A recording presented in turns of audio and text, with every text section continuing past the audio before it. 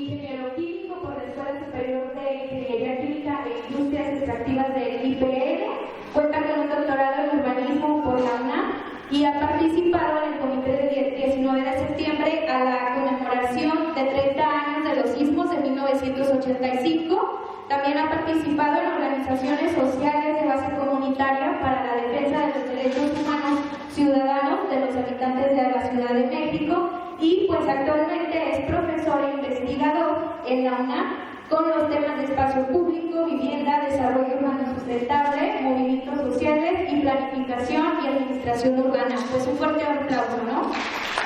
Quiero trabajar ahora con ustedes y un poco motivado por la plática de la sesión que tuvieron hace 3 semanas. Tiene que ver con la participación ciudadana y con el desarrollo de estrategias respecto a la participación ciudadana.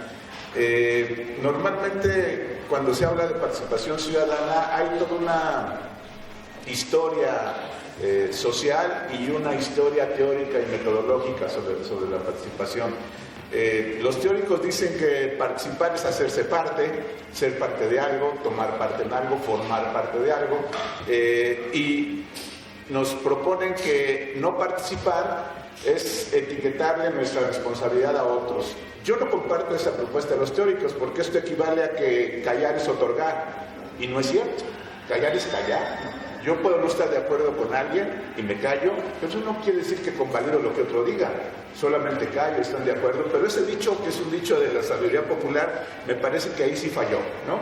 El callar no es otorgar, así es, y de igual manera el no participar no supone que yo le estoy entregando mi participación a otro, ¿no?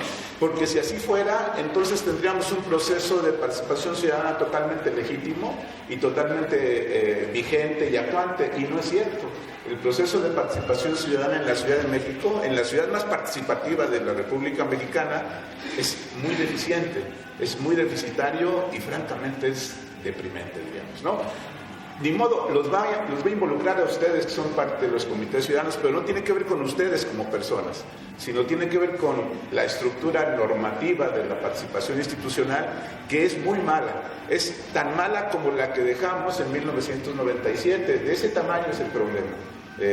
Venimos de una historia de un corporativismo de 70 años, de un control clientelar de 70 años. Suponíamos que se iba a romper después de las reformas del 95, suponíamos que íbamos a mejorar mucho y resulta que tenemos una estructura vecinal ahora parecida a la de 1995, es decir, al Consejo Consultivo de la Ciudad de México. ¿Qué voy a hacer ahora? Les voy a explicar un poco la historia de eso que les anuncié en la sesión anterior, que les dije que había que revisar a Mario Espinosa. Tomo un poco la lógica de Mario Espinosa y hago un cuadrito aquí que espero no sea muy apretado para ustedes, y voy a tratar de leerlo a grandes plazos, a grandes tramos, para que no nos detengamos mucho, pero básicamente tiene que ver con cómo se ha desarrollado la participación ciudadana, qué tenemos ahora y qué podríamos hacer en todo caso respecto a experiencias reales de participación ciudadana que nos permiten saber que sí se pueden cambiar las cosas, pero hay un peligro. ¿Cuál es? Que cuando los ciudadanos aspiran, ciudadanos que no son parte de ningún partido, aspiran a ser representantes populares, entran al juego del poder. Y en el juego del poder las canicas se acomodan de otra manera.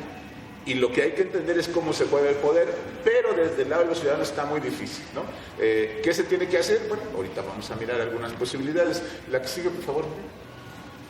Si se dan cuenta acá, ¿con cuál se aprieta? No, con este le cambio, con este no. Eso está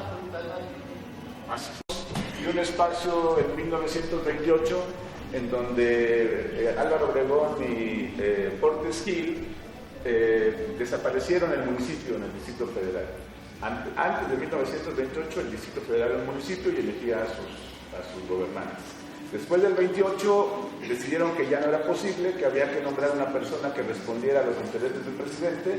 Apareció el Distrito Federal y apareció el regente. Es una persona nombrada por el presidente que administrara los asuntos del presidente en la Ciudad de México.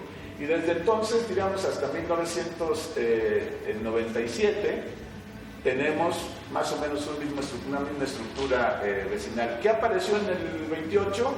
La primera ley orgánica de la Administración Pública del Distrito Federal, y aparece el Consejo Consultivo de la Ciudad de México. Ese primer Consejo Consultivo tenía a su vez consejos ciudadanos delegacionales, y se presumía que eso iba a ser la estructura institucional para que hubiera participación de los ciudadanos del Distrito Federal en la toma de decisiones. No hubo nunca nada de eso, así sucedió siempre. Hubo una segunda ley en el 40, esa segunda ley quita a los consejos ciudadanos delegacionales y ejerce más control. En todo este proceso, el PRI se estaba desarrollando como estructura partidaria y estaba empezando a tener control de las relaciones en las ciudades a través de lo que ahora se llama la Confederación Nacional de Organizaciones Populares. Y tenemos que los organismos el Consejo Consultivo de la Ciudad de México era un instrumento de bajar iniciativas del gobierno y no subir nada, porque los que estaban ahí respondían más bien a la lógica del PRI que a la lógica de la participación ciudadana. Para ser parte del Consejo Consultivo había que ser miembro del PRI, y se elegía a nivel de los comités distritales, de los comités, no había más abajo nivel, había comités distritales solamente del PRI. En 1970 aparece la tercera ley orgánica y aparecen las 4 delegaciones que ahora les llamamos Cuauhtémoc, Miguel Hidalgo, Benito Juárez y Venustiano Carranza. Eso antes se llamaba Ciudad Central, y es un concepto que le pusieron así porque estaba de moda cuando apareció el Distrito Federal. Está de moda una teoría de la Escuela de Chicago, que es muy conocida sobre cómo interpretar a las ciudades, y le llamaron a los centros de las ciudades, le llamaron ciudades centrales. Y entonces aquí, como no tenemos una ciudad central geográficamente hablando y tampoco tenemos un centro muy específico, salvo el centro histórico, que son solo 9 kilómetros cuadrados, que más o menos todo el mundo tiene una idea de dónde está, entonces le llamaron a estas 4 delegaciones, antes de eso le llamaban ciudad central, y aquí aparecieron las 4 de las que estamos hablando, entre ellas Miguel Hidalgo. López Portillo aparece el referéndum y la iniciativa popular como figuras de participación ciudadana, pero nadie las conocimos, nadie las vimos llegar. Sí, por supuesto, mire la cara acá de... ¿No es de la Madrid, en 87? No, 87, no, perdón, no, 87 ya es Miguel de la Madrid, correcto. Había una, estoy equivocado, es 1978, había una efervescencia de organizaciones sociales en la Ciudad de México. Había una lucha, un frente inquilinario que estaba trabajando en contra de los procesos de desalojo, que había muy fuertes, y se había ganado en 85, en febrero de 85, que el proceso de renovación de los contratos de arrendamiento fuera de una manera concertada y relacionados con la inflación, con lo que estaba haciendo el promedio de inflación al año. Esto fue el resultado de la lucha inquilinaria de los años 80, en 85 específicamente. En 85 llegan los sismos, y con los sismos del 85 a los damnificados se les olvidó las reformas inquilinarias. En 87 hicieron otra reforma inquilinaria. Como no sé si todos sepan, el asunto del arrendamiento está consignado en el Código de Procedimientos Civiles, y hubo una reforma al Código de Procedimientos Civiles en 87 y regresaron el código a antes del 85, de tal manera que se volvía a colocar el proceso de arrendamiento, sobre todo el arrendamiento popular, en unas condiciones muy desfavorables que se mantienen hasta ahora. Gracias. Bueno, entonces estábamos un poco acá. Esto está sucediendo con López Portillo. Aparece después, sigue siendo López Portillo, y en los 80 aparece todo el auge del movimiento ciudadano y urbano popular en la Ciudad de México. En 88 es la experiencia de Salinas y Cuauhtémoc Cárdenas, y como concesión a que perdieron el DF, los del PRI, hicieron la Asamblea de Representantes del Distrito Federal. Sin embargo, tenía toda la estructura todavía vecinal del Consejo Consultivo de la Ciudad de México, el mismo de 1928. Después llegamos a los 90 y tenemos un poco en el 93, Salinas produce un decreto de descongelamiento de las rentas. El proceso de descongelamiento es un decreto del 48 que, como había un problema muy fuerte de vivienda en la Ciudad de México, decidieron que los contratos anteriores a 1948 congelaran su precio en el que tenían hasta ese momento y no se podían aumentar después. Ya venía un proceso de deterioro del centro. El centro se empezó a poblar, sobre todo en la Cuauhtémoc y en sus alrededores, en los años 70 del siglo XIX. Para los 70 del siglo XX ya tenían 100 años las construcciones de las primeras colonias aledañas al centro histórico. Estamos hablando de Tepito, La Guerrero, Santa María de Rivera, La Juárez, La Condesa, etcétera. La Condesa ya es del 1910, por ahí 12, ¿no? La Roma, todas estas. Bueno, de tal manera que las colonias populares ya tenían 100 años en 1980, y ya tenían un proceso de deterioro muy grande. Entonces, ese decreto de congelación de rentas permitía más o menos tener seguridad en la tenencia, porque los dueños dejaron de invertir en el mantenimiento. En esos años se expulsaba a la gente de las viviendas en renta por 3 razones: por aumento del precio del suelo, por aumento de la renta y por el deterioro de la estructura que hacía que se derrumbaran las casas. No pasó el decreto de congelación de rentas de Salinas, se detuvo por la movilización de los inquilinos en el 93. En el 93 también un grupo de organización de la sociedad civil hizo un plebiscito ciudadano se le llamó, que es el precursor de la ley de participación ciudadana. Lograron con recursos propios una participación del 7%, que fue clave para que pudiera haber después, en el 94, cambios en el Estatuto de Gobierno que permitieron que después se eligiera jefe de gobierno, y en el 95 aparece la primera ley de participación ciudadana con la figura de consejos ciudadanos.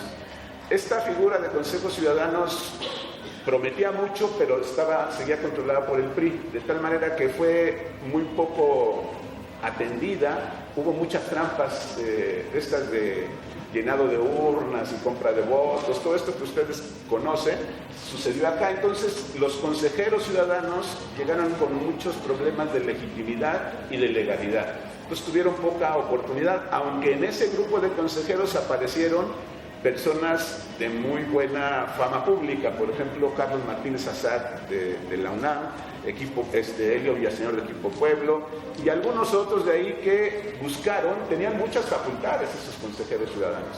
Podían revisar el programa operativo anual, podrían corregir la cuenta pública de la delegación, podrían intervenir en la planificación de la delegación, podrían hacer muchas cosas. Se las quitaron inmediatamente porque ya se dieron cuenta que había cambiado la correlación de fuerzas. El PRI se dio cuenta que ya la siguiente elección iba a ser totalmente minoritaria para ellos, y cambian la ley del 95 y empieza la ley del 97, 98, diremos, ¿no?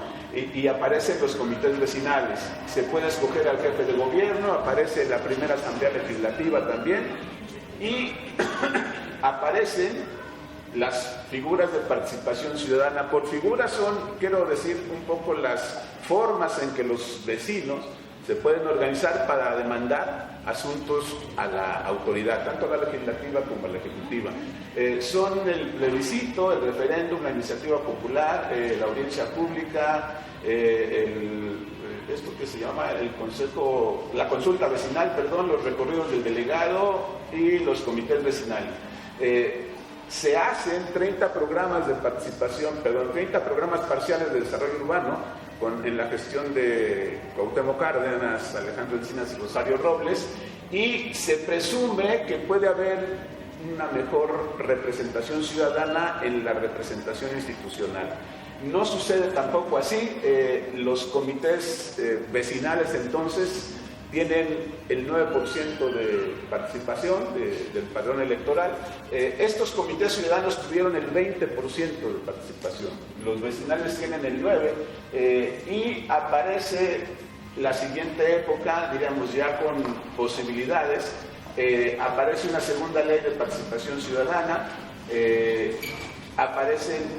empiezan a reformar a la ley de manera intensiva, aparecen también los consejos ciudadanos y los programas parciales de desarrollo urbano. Acá también en el 97 tenemos que identificar por aquí, una vez que no se ve, que aparece la primera edición del Programa General de Desarrollo Urbano. Y ahí aparece que se tiene que renovar cada 3 años. En el 97 se hizo la primera y la segunda se hizo hasta 2003. Es decir, la pregunta que tenemos que hacernos es ¿qué pasa cuando la autoridad viola sus propias normas? Eso no está establecido. Ahorita vamos a ver cuál es el tiempo que ha pasado entre el 2003 y el actual. 13 años y no se ha actualizado el Programa General de Desarrollo Urbano. Ahorita está en proceso de actualización y está con una lógica de locos, ¿no? Pero con muchas cosas entre medias, digamos, que han desarrollado para, si no tenemos programa, dicen, pues vamos a tener instrumentos tipo ordenamientos directos del Ejecutivo. Un ejemplo es lo que decía ahorita la doctora Sandoval, los sistemas de actuación por cooperación.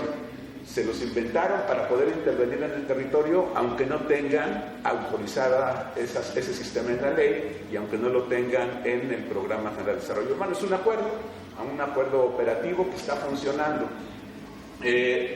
Esta figura de participación ciudadana se va y los comités vecinales entran en una crisis muy fuerte, porque la forma en que son electos, que sigue siendo ahora parecida, es esta forma de fórmulas e integración proporcional, digamos, ¿no?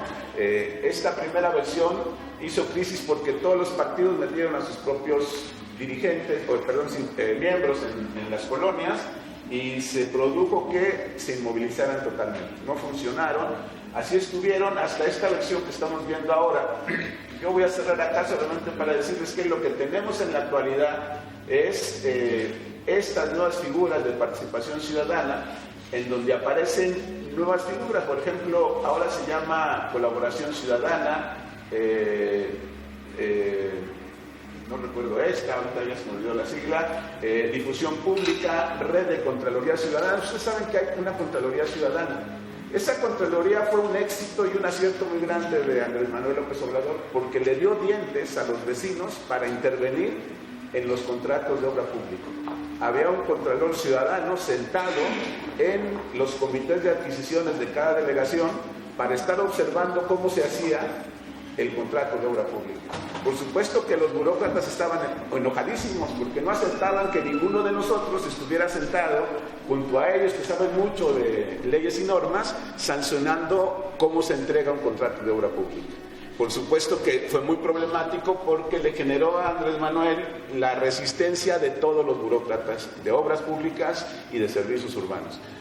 Sin embargo, cuando llegó Marcelo Ebrard, descafeinó a la Contraloría Ciudadana, la dejó de lado y la hizo que siguiera cubriendo su norma, pero ya no los promovió, ya no los invitó y ya no los tiene sentados en los contratos, en las sesiones de los contratos de obra pública. Esto es un acierto que esté aquí, pero la mayoría de nosotros no lo conoce y la mayoría de nosotros no sabe qué hacer o qué hacen los contralores ciudadanos y qué podrían hacer eventualmente. Hay que asomarnos a esa ley para ver si puede tener los dientes que necesitamos. Bueno, estas son las figuras de participación ciudadana, pero la mayoría de ellas no las podemos utilizar. ¿Por qué? Porque ahorita vamos a ver algunos problemas.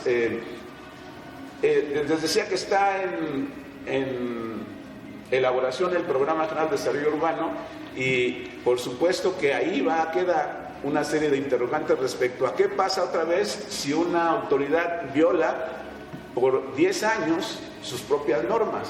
No está nada escrito al respecto. La autoridad puede hacer lo que quiera, es la pregunta, y yo creo que no. Pero no habemos ciudadanos que les estemos diciendo, oigan, no se tiene que hacer así, ustedes se tienen que sancionar también. Y no existe ningún artículo en la ley, ni en ninguna norma que diga, si la autoridad no cumple, ¿cómo se le sanciona, digamos, ¿no? Pasamos a la siguiente, por favor, yo la puedo mover, ya. Bueno, ahorita les coloco aquí un poco con trampa, a ver si se reconocen en estos porcentajes. Y ahorita vamos a develar a qué proceso corresponde, pero solo para vacilar un ratito. Ese 7%, ¿para qué le gusta? Independiente. ¿Qué fue? ¿Qué proceso fue ahí?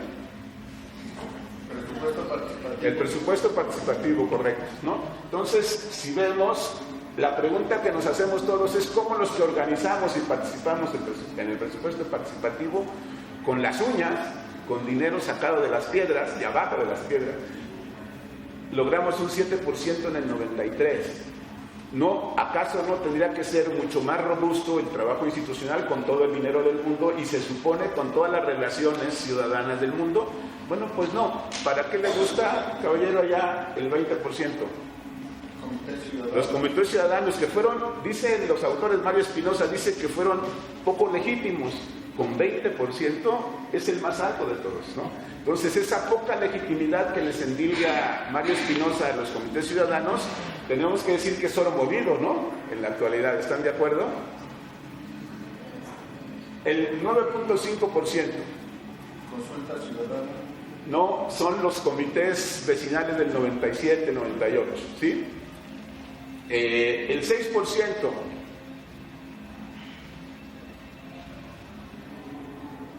Los comités ciudadanos de 2011, ¿sí? El 4%, ya para no irme deteniendo mucho, ¿no? El presupuesto participativo. Fíjense que aquí tenemos un presupuesto participativo en donde no participa la gente y que no puede seleccionar sus propios proyectos. Se modificó la última ley, la de 2016, la de 2015, en donde hay una reforma que dice que los ciudadanos pueden hacer su propio proyecto. Pero no sé si ustedes tengan la experiencia de si han hecho proyectos de presupuesto participativo, pero normalmente termina haciéndolos la delegación y termina validando sus propios proyectos, ¿no? El gobierno del Distrito Federal. Entonces, ¿qué quiere decir? El origen del presupuesto participativo viene de Brasil y se hace para planificar la ciudad, no para hacer luminarias, banquetas, guarniciones, y algo que le interese, o patrullas o alarmas vecinales, ¿no? Que por cierto tampoco tiene mucho resultado. ¿Y el 4% para qué les gusta? Los programas generales de desarrollo urbano no tienen más legitimidad. Cuando hablamos de la legitimidad, estoy hablando de el número de personas que participan en la aprobación de un instrumento, ¿no? Los programas generales de desarrollo urbano no tienen más del 4% de aprobación. Y los programas parciales tienen menos porcentaje de participación. La pregunta es, ¿qué tendríamos que hacer? Bueno, el asunto es que sí hay respuestas. Comentamos hace ratito en el proceso del cuadro de participación ciudadana. En estos procesos tuvo mucha participación los ciudadanos y sus organizaciones organizadas. Todos pensamos que eso era suficiente y que llegando el PRD, la lógica de participación iba a tener un mejor lugar. Pero el PRD le tiene miedo a la participación ciudadana también, por alguna razón que uno no comprende, no sabe qué hacer con el proceso de participación ciudadana, y lo que quiero mostrarles solamente es que colocados aquí, en este periodo, en donde había una gran cantidad de desalojos en la ciudad, como una organización social que existe todavía, la Unión de Vecinos de la Colonia Guerrero, logró detener el proceso de despoblamiento solo trabajando en contra del mantenimiento de las vecindades, la defensa de la forma de contratar la renta y trabajando la parte jurídica de los juicios de desalojo, digamos, ¿no? Y pareciera que no pasó, pero seguramente ya les platicó la doctora Sandoval que las 4 delegaciones centrales perdieron 1.200.000 habitantes en el periodo que va de 1950 al 2000, ¿verdad? Cuando yo lo platico con alguien grande, nadie me cree, porque si vemos cómo son las 4 delegaciones centrales, las vemos muy saturadas de problemas de comunicabilidad. Lo que pasa es que hay muchísimos autos, y en aquellos años no había autos. ¿Saben cuál es un indicador para nosotros que no somos tan grandes respecto a saber la densidad de población? Vean el número de escuelas que hay en sus colonias y van a ver que hay muchas escuelas que están sobreofrecidas, no se llenan. Hay muchas escuelas, sobre todo las primarias, hay muchos lugares. ¿Quiénes usan las primarias en las 4 delegaciones centrales? Los comerciantes en vía pública. traen a sus niños, no son de la zona y llevan a sus chavitos. Sobre todo en el centro histórico, van a ver en la mañana que los comerciantes en vía pública se empiezan a instalar y empiezan a llevar a sus chavitos a las escuelas primarias. ¿Por qué? Porque vienen de otros lugares y ahí hay espacio suficiente, y a las primarias les interesa tener demanda, porque si no, se la cierran. En la colonia Guerrero, hace 4 años intentaron cerrar una primaria que tiene 60 años en la colonia. ¿Quién se opuso? Los vecinos, y sigue la primaria ahí, pero tiene poca demanda. Pero ahí está, hay todas las primarias de la ciudad, de las 4 delegaciones centrales están sobreofrecidas. Bueno, entonces comentaba esta parte y ahora vamos a ver un poco si es cierto que la lucha en contra de los desalojos, de los juicios de inquilinato y del aumento de la renta funcionó. Esta es la estadística de población de la colonia Guerrero entre 1877 y 2010. Si se dan cuenta acá, en el 50 había casi 100,000 habitantes en la colonia Guerrero. Y así había en todas las delegaciones centrales, estaban muy densamente poblados. El escenario en los 60 de que iba a ser el DF en el 2000 era que íbamos a tener 32 millones de habitantes. Afortunadamente no los tuvimos, pues porque aparecen todas las políticas de salud reproductiva, ¿no?, de los años 70, y eso ayudó a contener un poco el ensanchamiento exagerado que se proyectaba para el Distrito Federal. Pero si se dan cuenta, aquí es el despoblamiento normal, y ahí venían corriendo conforme a toda la ciudad central, diríamos, ¿no? Y en el caso de la Guerrero, empieza y baja 15,000 habitantes, luego baja 79, y aquí empieza a aparecer la organización de la Unión de Vecinos de la Colonia Guerrero. Y resulta que logra contener por 20 años el proceso de despoblamiento, ¿sí? Esto después cambia con los sismos. ¿Por qué hay este brinco de 78 a 60,000, de 18,000 habitantes? Porque con los sismos sí se despobló la Ciudad de México.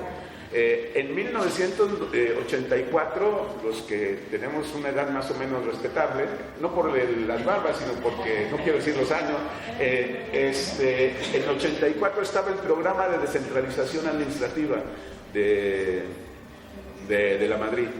No, sí, de la Madrid. Y estaban empezando, es cuando se ve el INEGI Aguascalientes, y estaban empezando a ofrecer en donde, en el ISSSTE, en el Seguro Social, en todas las secretarías de Estado, ofrecían liquidarlos y darles casa y trabajo en cualquier estado en donde estuviera el programa de descentralización administrativa. Llegan los sismos y el programa estaba a tope. Una de las características que pasó en los campamentos de damnificados acá es que iban a ofrecer el programa de descentralización administrativa.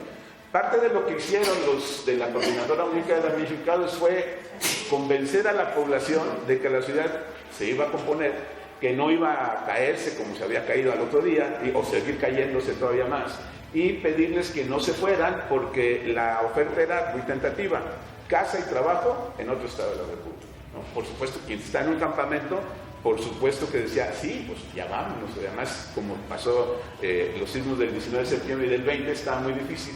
Sin embargo, el trabajo de la Coordinadora Única de Damnificados hizo que se repoblara el centro histórico, y toda la propiedad que le llaman algunos mostrenca, que estaba estabilizada, congelada durante 100 años y atomizada en muchísimas organizaciones de corte de beneficencia, Cruz Blanca, Cruz Verde, Cruz Roja, Cruz Morada, Cruz quién sabe cuántas, ¿no?, tenían controlada la propiedad de la zona centro del Distrito Federal.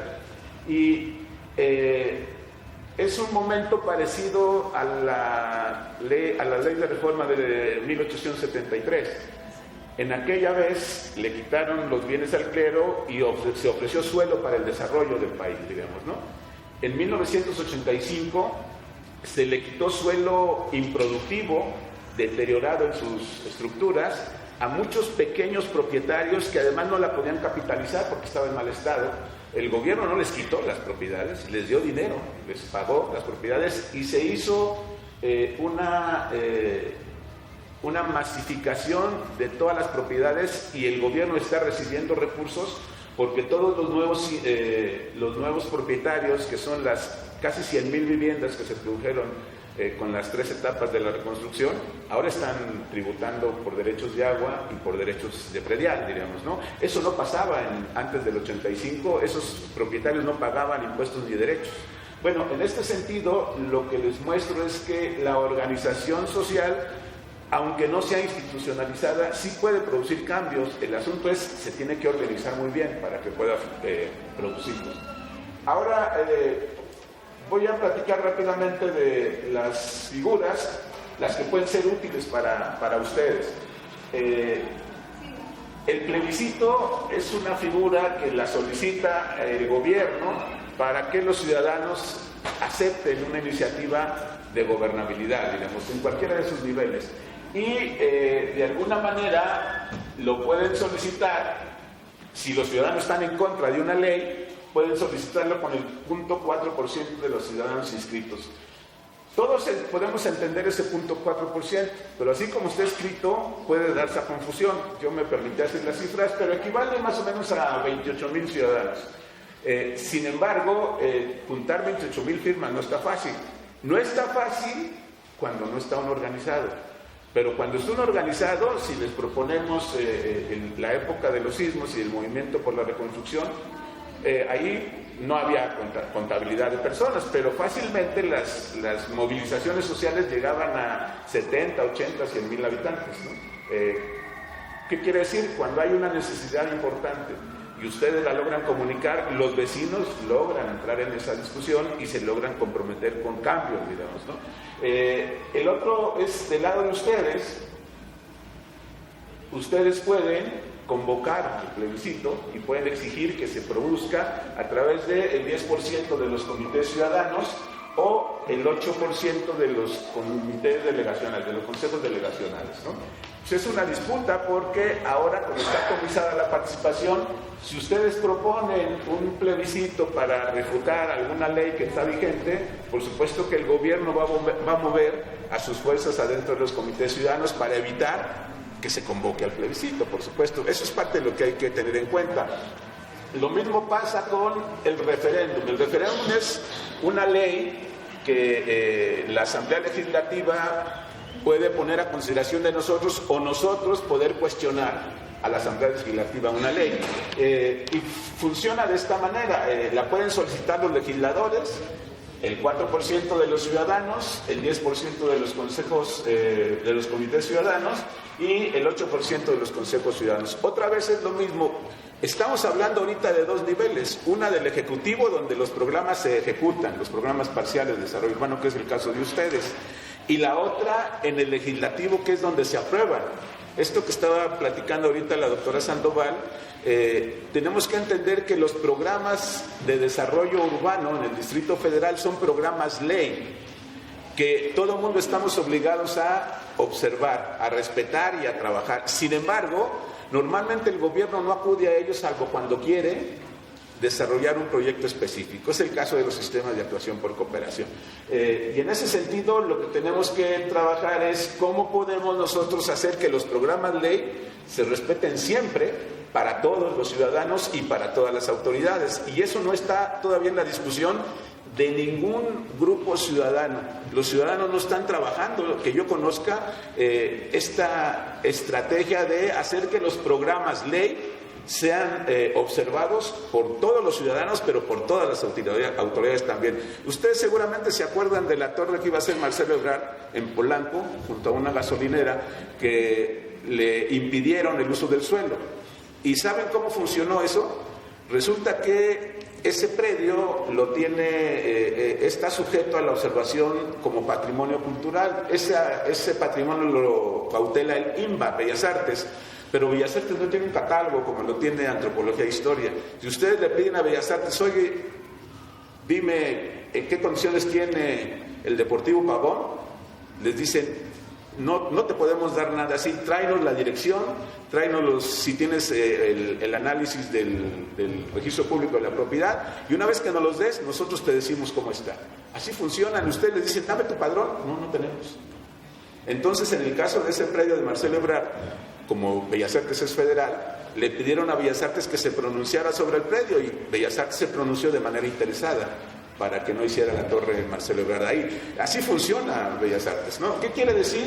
Que nosotros tendríamos que trabajar porque estos programas ley funcionen como deben funcionar para todos los ciudadanos, pero también para todas las autoridades. Y estas figuras nos pueden ayudar, nada más que no estamos acostumbrados a trabajar con ellas. Sí parecen cuesta arriba 28,000 firmas, pero cuando los ciudadanos se organizan bien, no son tantas. Claro, 28,000 firmas siguen siendo muchas en cualquier caso. Después está un poco la iniciativa popular. Esta es del lado nuestro totalmente y se la podemos imponer a la Asamblea Legislativa. Por supuesto que no se garantiza que ellos la voten a nuestro favor, se garantiza que la reciban, nada más. Nosotros podemos entregar la iniciativa popular. Si nosotros vamos y entregamos algo a la Asamblea, la recibe cualquier legislador, ni siquiera ellos, cualquier amigo, cualquier trabajador de los legisladores, y dicen, aquí déjanos saber qué hacemos luego. Y luego pastorean políticamente la petición, ven qué se puede hacer con ella, y después ven si nos atienden, ¿no? ¿Cómo funciona la parte formal? Que están obligados, si llevamos el número de firmas apropiado, sí estoy por terminar, gracias, si llevamos los números de firmas apropiados, entonces podemos entregar la petición y están obligados a recibirla. Nadie nos puede decir, espérate a ver qué pasa, no. Si reunimos los requisitos, entra al pleno para dictaminarse. Por supuesto que antes la pasan a comisiones, a ver si funciona o no, se ponen de acuerdo en si le van a dar vida y llegan al pleno y la matan, digamos, ¿no? Si es que fuera así el caso, si no es de su agrado. Pero para eso estarían ya las 28,000 firmas organizadas, ¿sí? No pueden ya desestimarlas de manera impune como lo hacen hasta ahora con cualquiera de nuestras peticiones. Por otro lado están todo lo que son amparos jurídicos y litigiosos. Ustedes saben que cuando Andrés Manuel López Obrador llegó a la jefatura de gobierno, no aumentó los impuestos, pero ¿qué se hizo? Es una medida genial el asunto, que no funciona para las zonas de medios y altos ingresos. Aumentó el valor del sueldo. Automáticamente eso hace aumentar la base del impuesto, aunque el impuesto siga siendo el mismo.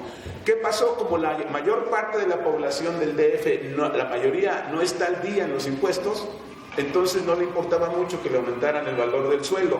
¿A quién sí le importó? A las zonas de altos ingresos. ¿Quiénes se ampararon contra el decreto de Andrés Manuel? Contra el acuerdo de Manuel, un decreto, se ampararon la zona de las Lomas, la zona de Polanco, todas las zonas de acá arriba, en donde sí se pagan altos impuestos. Porque si le aumentan el valor del sueldo, automáticamente sube la base y sube la tasa sigue siendo la misma, pero el absoluto es mayor. En el caso de las zonas poniente, como no hay esa vinculación con el pago de impuestos tan sólida, entonces no se conformaron y el acuerdo de Andrés Manuel se mantuvo. Hasta la fecha se mantiene esa lógica. ¿De qué tenemos que hacer? Bueno, ampararnos en el caso dado, y si el amparo no nos favorece, podemos ir a la Comisión de Derechos Humanos, y es un litigio, y esos litigios normalmente son largos. ¿Por qué? Porque van por el lado de los procesos jurídicos normativos, que normalmente son largos y son costosos muchos de ellos. ¿Qué tenemos? Del lado de las sociales, estas acciones que normalmente han dado resultados. Y solamente les recuerdo que una buena parte de los cambios normativos en el DF han sido movilizaciones sociales de distintos grupos sociales, de todos, no de uno en particular. Aunque algunos tienen más protagonismo público, algunos son más organizados que otros, en general sí se puede participar y sí se puede trabajar. En este caso, que es 87-2010, solamente les voy a recordar el descongelamiento de rentas que propuso Salinas en 93, lo detuvieron los vecinos de la Coordinadora Inquilinaria y el Movimiento Urbano Popular ese mismo año. Se descongeló en 2003, ¿no? Algo así. ¿Y quién creen que la descongeló? Un diputado del PRD, que estuvo en esa movilización. ¿Qué quiere decir? Que alguien dice, él dijo, se me olvidó, se me pasó el tiempo para recusar y poder hacer un acuerdo para volver a detener ese decreto que tenía como vigencia 10 años, ¿no? El decreto se detuvo por 10 años y se tenía que revisar en 2003. Este diputado era el responsable de la Comisión de Vivienda de revisar el plazo y volver a ampliarlo para que no se generaran muchas presiones. El cuate después, cuando se aprobó, que finalmente se venció el plazo, el cuate dijo, se me olvidó. Yo les pregunto a ustedes, ¿a un diputado en la asamblea creen que se le puedan olvidar los platos? Si tiene un ejército de cuates ahí trabajando para él, ¿no? Y entonces, si no se le olvidó, solamente dos preguntas. Una pregunta, y le pido a dos de ustedes que me la responden. Si no se le olvidó, señorita de rojo, ¿qué le pudo pasar? No la quiso hacer. Señorita, bueno, señora ya de gorra. Cambio de interés. Posiblemente haya tenido un interés diferente en su momento cuando se hizo y en este momento. ¿Pero qué diputado? ¿Era diputado? ¿Pero qué diputado? Ah, el nombre, Adolfo López Villanueva. Que hay muchos. Adolfo López Villanueva. Ya estaba con Morena. Estaba en el PRD, ahora no sé dónde ande, pero ya lo hablamos si quieren en otro momento de las élites políticas en los movimientos sociales, pero lo que quiero decir es que cuando menos pensamos esto, bondadosamente, ¿no? Pero cuando yo le he preguntado a mis alumnos qué piensan de este hecho, algunos me dicen, los que están ya a nivel casi cercano a ser licenciados, me dicen, no, pues le dieron una lana, ¿no? Se corrompió, hizo muchas cosas, ¿no? Así, pues si la cosa se pone un poco más fuerte. Acá fueron muy generosos. Bueno, con eso termino. Ojalá y haya sido de su interés. Me parece que la idea es motivar a que sigan trabajando y que efectivamente las organizaciones sociales y ustedes como parte de los comités sí pueden trascender un poco la lógica para la que están electos y pueden ir a encontrarse con toda la sociedad de sus territorios, porque en el fondo el problema... Ya no quiere, ya me pararon, muchachos. Es decir, ya no hables, Armando. ¿No? El problema de todos es la legitimidad, de todos incluidos los comités vecinales, ¿no? ¿Qué quiere decir? Pues hay que chambear con eso, es una variable. Sí pueden ser más legítimos una vez que fueron electos, sí, por supuesto, si trabajan cercanos a su comunidad, si trabajan cercanos a los problemas que hay, si construyen alternativas que pueden ser interesantes para la sociedad de donde son electos, por supuesto que sí, pero no tienen que perder de vista que ya no son parte de los ciudadanos, son parte del poder político, porque ustedes son electos en un instrumento de participación ciudadana que está ligado a la ley. Ustedes son parte de la estructura de representación, aunque sean ciudadanos y no cobren, por cierto, ¿no? Pero son parte de la estructura de representación. Además, fueron a un proceso electivo y la sociedad de sus territorios los eligió, para bien o para mal, con el nivel que haya sido de participación. ¿Qué hay que hacer ahora si ustedes convierten este hecho de representación en una variable y no en un hecho que está puesto en piedra, sino que es una variable que se puede mejorar y ustedes pueden mejorar la relación construyendo alternativas sociales, comunitarias, de desarrollo, etcétera, entendiendo en dónde viven, entendiendo cómo funciona el desarrollo urbano, etcétera, pero sobre todo entendiendo que es la autoridad la que está encargada de formalizar o no, y son ellos mismos los que violan sus propios instrumentos, y hay que llamarles la atención, hay que llamarles a cuentas, y eso sí, ustedes lo pueden hacer siendo parte de la institución de representación, pero también ligándose mucho con sus ciudadanos. Muchas gracias. Adecuación o... Para renovarse. Para renovarse. El día de hoy está por aprobarse uno y con 20 años de vigencia. Nosotros como comités o como mesas de consejo, etcétera, podemos hacer una iniciativa por medio de un referéndum que no sean esos 20 años, porque en 20 años el cambio de la ciudad va a ser monstruoso, ¿no? Si tan solo con 5 o 4 años ya hay demasiadas construcciones, a 20 años, pues ¿qué vamos a controlar, no? ¿Qué vamos a ver o qué vamos a vivir referente a hace 20 años, ¿no? O sea, yo creo que la ciudad ha cambiado demasiado en 5 años y en 20 años va a cambiar 4 veces más. Entonces nosotros podemos hacer por medio de un referéndum que se haga cada 5 años por ley. Podríamos hacer algo así. Sí, no, porque todavía la ley que es vigente, la de 2010, la ley de desarrollo urbano. Estos programas de desarrollo urbano están inscritos en la ley de desarrollo urbano. Por eso se llaman programas ley, porque la ley de desarrollo urbano prescribe que se hagan y una vez que están hechos son programas ley, son programas de la ley de desarrollo urbano, se tienen que respetar. El plazo ahí no ha cambiado, siguen siendo 3 años. No sé si haya iniciativas, eso no lo conozco, a lo mejor la doctora Sandoval nos puede ayudar porque está muy bien informada siempre. Miren, le acaban de dar una nota de ayer para hoy que es utilizable acá, qué maravilla, ¿no? ¿Sí o no? Pero a lo mejor hay una iniciativa en donde quieran cambiar la ley para cambiar los plazos, pero hasta ahorita siguen siendo 3 años y más bien lo que yo presenté es que el gobierno está en falta desde hace 10 años, porque el 2013 es la última actualización del programa general y la están actualizando ahorita, que es 2017. Son 10 años de falta del gobierno. Pero sí, efectivamente, si eso pasara, los comités vecinales tienen facultades y pueden convocar a los ciudadanos para que se enteren primero de lo que pasa y luego para que, si corresponda, se opongan a un acuerdo de ese tipo, por supuesto, pero no conozco que haya una iniciativa para 20 años. Lo que sí es, tienen 3 años los programas de ley. Lo que hay que hacer en todo caso es transparentar para todos los ciudadanos la vigencia de los programas y que tienen que respetarlos las autoridades, que es un poco lo importante. En este programa parcial, si ustedes logran colocar sus iniciativas, sus estrategias y quedan vigentes, tienen que tener en cuenta que en 3 años o en otros 3 más, puede el gobierno pedir que se revisen o pueden ustedes mismos ver que a lo mejor se equivocaron en la planificación. Es posible, se puede uno equivocar, siempre es posible.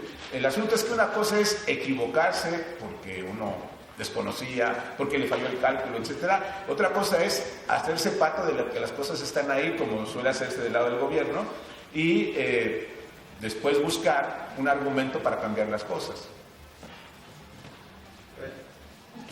Georgina, no sé si quieres repasar algo. Sí, a lo mejor creo que hay una pequeña confusión, compañero Servín. Yo creo que es importante que entendamos que un ejercicio de planificación tiene un horizonte de futuro regularmente entre 15 y 20 años. Pero es distinto cuando un documento plan que adquiere un carácter legal, tiene también reconocido por ley una temporalidad para su revisión y actualización. Entonces, lo que está señalando Armando tiene que ver con un plan del Programa General de Desarrollo Urbano de la ciudad que no ha sido revisado y actualizado. Y entonces, como no lo ha hecho, en realidad lo que hoy se les ocurre es, hay un nuevo plan.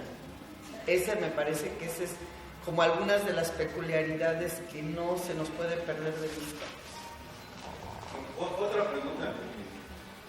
Yo he platicado con algunos vecinos y tienen la duda de que si ese plan general va a ser como el techo de los planes parciales. Entonces, lo que nosotros decidamos dentro de un plan parcial como este que se está desarrollando va a estar cobijado por el plan de arriba y realmente lo que nosotros decidamos primero lo tiene que avalar el de arriba y si no lo avala o no lo tiene contemplado, lo que nosotros decidamos en este plan parcial pues a veces sale como sobrando. O sea, yo en lo particular también tengo esa duda y algunos de mis vecinos también. O sea, no sé qué me puedas orientar en ese caso. Sí, bueno que coincidimos en la duda.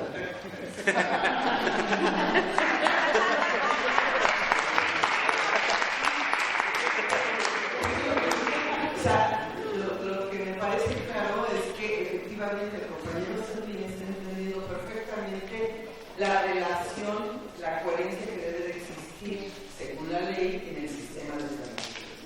Luego, otra cosa es que opere en la realidad cuando nos damos cuenta, ya lo señalaba Armando, cuando es la propia autoridad que se brinca sus normas o lo preestablecido para inventar algo en el camino.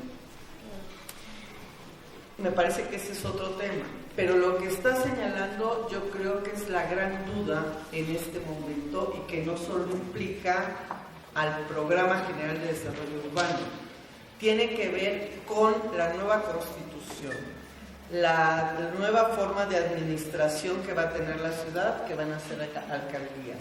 el nuevo marco legislativo, que por supuesto incluye el desarrollo urbano, y donde tendrán que adecuarse el Programa General de Desarrollo Urbano y sus programas delegacionales y parciales. Entonces el asunto se nos vuelve complejo y hay que estar como al tiro para ver por dónde viene el asunto y estar jugando en ese marco de relaciones. Qué bueno que lo preguntas para poder estarnos poniendo en alerta y decir, se nos avecina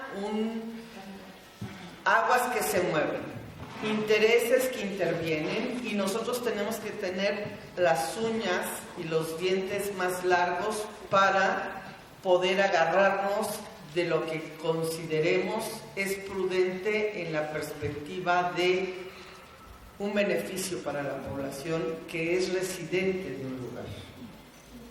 No tenemos la duda, ¿no? O sea, existe y no tenemos respuesta. Y tampoco creo que haya alguien en este instante que pudiera darte una respuesta. ¿Alguien más que quiera? Tiene dos elementos que vale la pena no perderla de vista. Cuando la pide la autoridad, siempre, invariablemente, la pide para legitimar sus propias acciones. Nunca la pide para responder a los intereses de los vecinos, nunca, en ningún estado ni en ningún país. La participación ciudadana, incluso toda la estructura teórica y metodológica que viene de los países sajones, Inglaterra básicamente, concibe la participación como un instrumento que busca interlocutar con los ciudadanos para legitimar la gobernabilidad en la estructura de gobierno. Sin embargo, del lado de los ciudadanos, cuando los ciudadanos acuden a la participación ciudadana, el sentido está exactamente el contrario. Busca incidir en corregir los errores o desproporciones que comete el gobierno en su ejercicio de gobierno. Entonces, es importante que no lo pierdan de vista, porque ustedes están en esta franja, esta interfase entre si son vecinos o son autoridad, ¿verdad? Y eso los puede mover un poquito una cierta conciencia medio esquizofrénica, ¿no? Porque de pronto les puede pedir el consejo delegacional que vayan a reunirse para ver cómo están chambeando, ¿no? Finalmente es una estructura jerárquica superior a la del comité ciudadano. Y por lo tanto, entonces, de lo que se trata es de que no pierdan de vista que es el juego del poder, es el juego de la política, ¿no? Y si ustedes se pierden en ese juego, se pierden, no hay remedio. Entonces, si logran mantener identidad, relaciones, trabajo con sus vecinos, y no logran, y trato con personas como Georgina, que es muy brillante y muy clara en cómo están las cosas, entonces me parece que van a tener siempre la posibilidad de tener un pie puesto a tierra para no dejarse como confundir, porque el poder confunde y termina haciéndole uno pomada, ¿no? Entonces hay que tener en cuenta eso para que se den cuenta que la participación está en el ámbito del juego de la democracia y por lo tanto en el juego del poder. Pues, si la piden ustedes, nos pidan de vista, pídanla para corregir las desproporciones del gobierno. Y cuando se las pidan, entiendan que se las piden porque están listos para legitimar, o quieren que estén listos para legitimar las acciones del propio gobierno. Gracias.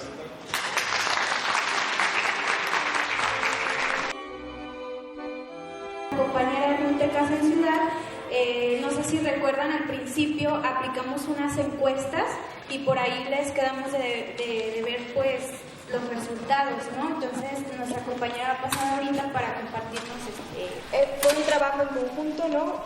Fue aplicación por parte del equipo y también aplicación por parte de los comités vecinales, ¿no? Y de algunos miembros. Se aplicaron 445 cuestionarios, se cubrieron de las 26 colonias 23 y se hizo también selección de los vecinos, sobre todo de los residentes y de algunos trabajadores, ¿no? Nos enfocamos sobre todo más en los residentes de las 26 colonias sobre la infraestructura, el equipamiento, los servicios, ¿no? Y los problemas, necesidades y propuestas que ellos mismos tienen acerca del entorno, ¿no? De estas como 26 colonias. es importante señalar que este es solo un instrumento más que se complementa con la otra parte de con otras actividades y herramientas de participación ciudadana que tienen que ver con los recorridos que se hicieron, ¿no? Con otra parte como de entrevistas, con los talleres a los que se han estado asistiendo, una cobertura de los sábados total de esos servicios, y esa cobertura se considera ni muy buena, ni excelente, ni mala, o sea, en ninguna parte del polígono, ¿no? Los resultados, para otra parte, sí se dividieron, ¿no? Entre la zona sur y la zona norte. La zona sur se tomó como división San Joaquín, ¿no? Y fueron las 5 colonias que están hacia abajo, y la zona norte, la parte de San Joaquín hasta Tacuba. Pero en general hay como una visión muy homogénea, ¿no? De la zona, aún con sus características de cada colonia. O sea, en las preguntas abiertas se les preguntó, ¿ustedes cuáles piensan que son los 3 principales problemas? ¿Cuáles son las 3 principales cosas positivas de su colonia? Y la otra pregunta era, ¿de qué forma ha afectado la construcción y el desarrollo inmobiliario en la zona? Entonces, y es aquí donde también les digo que se dividió, ¿no? Entre el norte y el sur, y hay pues las coincidencias, ¿no? Está sobre todo esta parte de la inseguridad pública, ¿no? Que tiene que ver con falta de vigilancia, más hacen falta policías por la noche, activar los módulos que ya existen, las cámaras de video, la parte de vigilancia para locales comerciales, ¿no? Especialmente en las escuelas como secundarias, la parte donde, bueno, está el metro de San Joaquín, y bueno, hay chicos, ¿no? Hay una identificación muy puntual de que más que de venta o algo, hay problemas de drogadicción, ¿no? Y hay problemas en fin, ¿no? Con los jóvenes, y alcoholismo, ¿no? Y que eso es algo que, bueno, la gente pide que se atienda. Delincuencia, robos, asaltos, vandalismo y, bueno, venta de bebidas alcohólicas de forma ilegal, ¿no? En establecimientos irregulares. Y eso es algo que también predomina como el tema de inseguridad en la zona sur, pero está enfocado más, o lo que más se mencionó fue como esta parte de el robo a los vehículos, ¿no? El asalto, y bueno, como otras particularidades, pero en general la inseguridad tanto en uno y en otro lado es un problema señalado por todos. Después está la parte de la movilidad, ¿no? Hay un uso intensivo que tiene que ver con esta llegada de la población y que necesitan mantenimiento, y pues no se les ha dado, ¿no? Y no es algo que no se ha cubierto. Entonces tiene que ver con pavimentación, banquetes en mal estado, vialidades, ¿no? Mal transporte, congestionamiento y la falta de estacionamientos.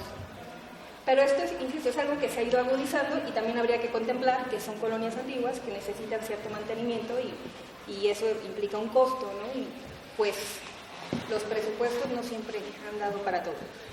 La falta de alumbrado público también, ¿no? La parte de la derecha es como un numerito en donde de las 455 se analiza cuántas veces ha sido repetida cada frase, ¿no? Entonces están puestas como de mayor a menor, ¿no? Así como la que siempre fue mencionada, ¿no? Y van disminuyendo. Luego otro problema fue la falta de agua o disminución de la presión, también que tiene que ver con la parte del drenaje, la falta de la limpieza del drenaje, causa inundaciones, cambios de tubería, destapar coladeras, reposición, etc. Luego la parte del servicio de limpia, ¿no? La recolección de basura.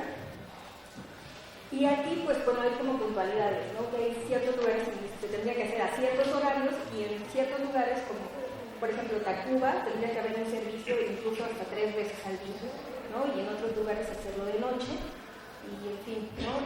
Todo eso ha salido como las propuestas y cosas, sugerencias particulares, ¿no? Muy específicas.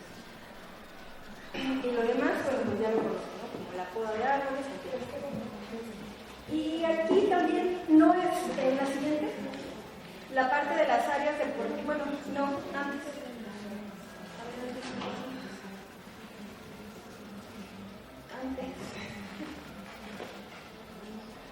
Bueno, más abajo. A final de cuentas, como problema, no se identificaron o no salió dentro de los 3 primeros, más abajo.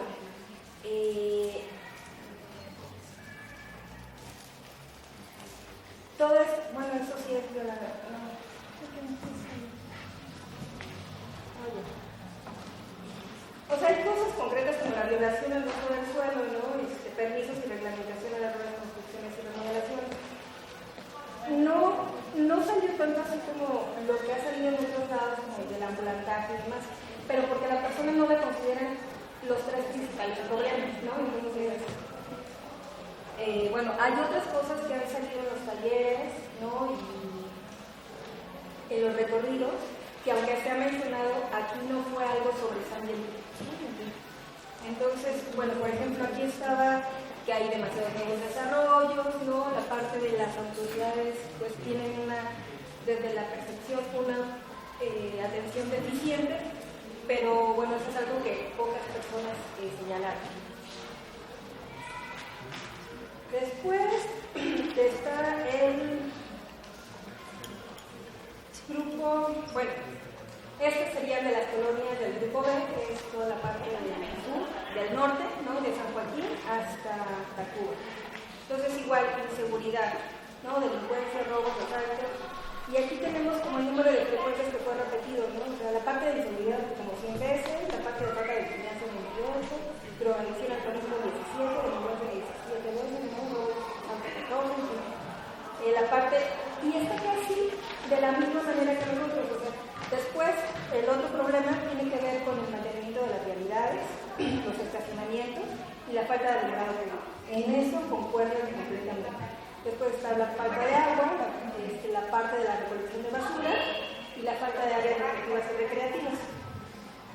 Y aquí algo que se señalaba era un poquito más como oportunidades de... Como para cerrar el tema sobre los cuestionarios, como sabemos fueron aplicados desde un inicio, pero algo en particular que se encontró también fue que todo esto fueron propuestas o problemas que las personas de las que nos hablaban, de una manera muy particular e individual, ¿no? Yo como vecino en mi colonia veo que las luminarias no sirven, hace falta recolección de basura, etcétera, etcétera.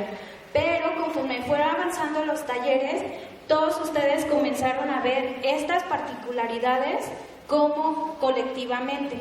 Entonces fue cuando de los problemas ustedes pasaron a las propuestas y entonces las visualizaron dentro de todo el polígono, ya no sobre una calle, ya no sobre una colonia, sino sobre todo el polígono, ¿no? Entonces esos fueron los alcances y fue todo un proceso para llegar hasta aquí, ¿sí? Ahora les voy a pasar a mi compañera Sharon, que les va a dar un aviso muy importante. La visión oficial del programa parcial de desarrollo urbano Granadas, y esto, bueno, pues también como ustedes saben y lo han vivido, fue claramente por la participación de cada uno de ustedes, la gestión y todo el trabajo que han realizado durante estos meses y bueno, incluso años algunos, ¿no? ¿Hay alguien que quiera comentar algo sobre esto? Hola vecinos, buenos días. Yo quisiera hacer énfasis en lo que comentan de la publicación del aviso para aquellos que no estaban al tanto. Si no se publicaba este aviso en la Gaceta Oficial del Distrito Federal, los trabajos no tenían ninguna validez jurídica. A partir de la publicación de este aviso son 180 días hábiles máximo para llevar a cabo este proyecto. ¿Cuántos son 180 días hábiles? Más o menos 10 meses. Habrá que repensar o ver cuáles son los planes del consultor respecto a la elaboración del proyecto, si agotamos o no los 10 meses. Después de eso viene un periodo de observaciones de la jefatura delegacional y después viene un periodo de observaciones del gobierno central, del jefe de gobierno de SEDUBI. Y ya después que hayan remitido sus observaciones vendrán unas mesas de consulta pública. Y una vez terminadas las mesas de consulta pública, llegaremos, si acaso, a la Asamblea Legislativa.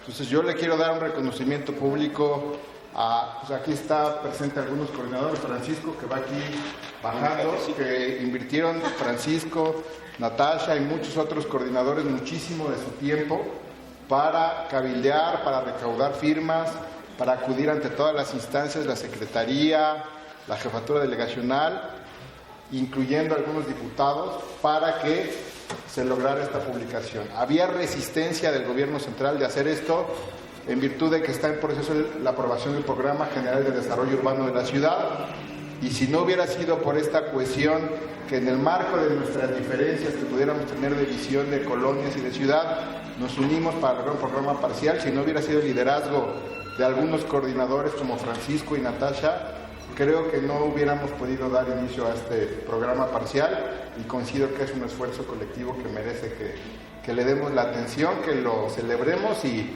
como quien dice, lo cacaremos entre todos, este esfuerzo que se logró gracias al consultor, a coordinadores y a la presión de muchos de ustedes.